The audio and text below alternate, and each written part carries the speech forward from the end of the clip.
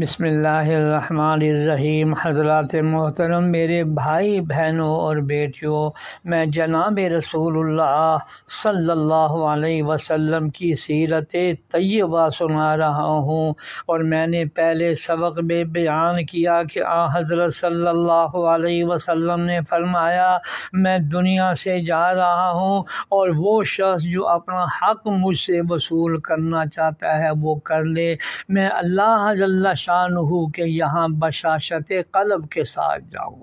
میں اپنے اس اعلان کو ایک دفعہ کہہ دینے پر اکتفا نہیں کرنا چاہتا، پھر بھی اس کا اعلان کروں گا۔ چنانچہ اس کے بعد ممبر سے اتر آئے اور ظہر کی نماز پڑھنے کے بعد پھر ممبر پر تشریف لے گئے اور وہی اعلان فرمایا۔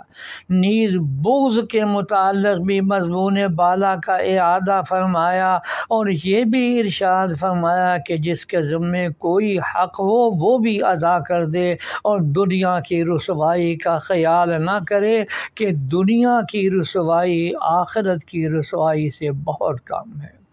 ایک صاحب کھڑے ہوئے اور عرض کیا کہ میرے 3 درہم آپ صلی اللہ علیہ وسلم کے ذمہ ہیں۔